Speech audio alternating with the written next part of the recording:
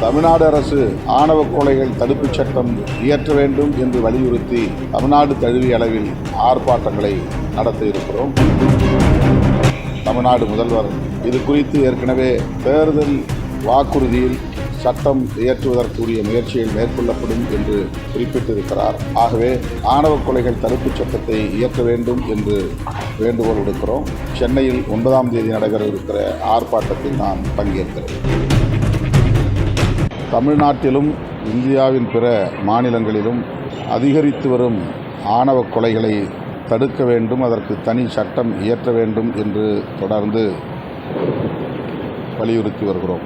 நாடாளுமன்றத்திலும் இது குறித்து ஏற்கனவே வலியுறுத்தி பேசியிருக்கிறோம்.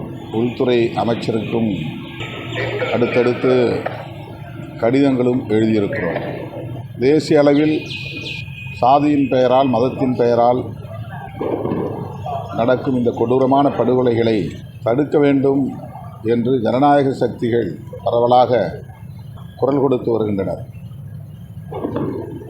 ஆனாலும் இந்திய ஒன்றிய அரசு அதை பொருட்படுத்தவில்லை.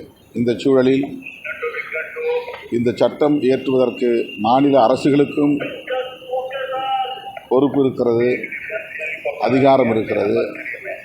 எனவே தமிழ்நாடு அரசு ஆணவ கொலைகள் தடுப்புச் சட்டம் இயற்ற வேண்டும் என்று வலியுறுத்தி வருகிற ஆகஸ்ட் 9ஆம் தேதி மற்றும் ஆகஸ்ட் 11ஆம் தேதி ஆகிய இரு நாட்களில் தமிழ்நாடு தழுவிய அளவில் ஆர்ப்பாட்டங்களை நடத்த இருக்கிறோம். தமிழ்நாடு முதல்வர் இது குறித்து ஏற்கனவே தேர்தல் வாக்குறுதியில் சட்டம் இயற்றுவதற்குரிய முயற்சிகள் மேற்கொள்ளப்படும் என்று குறிப்பிட்டிருக்கிறார். ஆகவே தமிழ்நாடு அரசு பிற மாநில அரசுகளுக்கு முன்மாதிரியாக இருந்து வழிகாட்டக்கூடிய வகையில் ஆணவ கொலைகள் தடுப்புச் சட்டத்தை இயற்ற வேண்டும் என்று வேண்டுகோள் விடுக்கிறோம். சென்னையில் 9ஆம் தேதி நடைபெற இருக்கிற ஆர்ப்பாட்டத்தில் நான் பங்கேற்கிறேன்.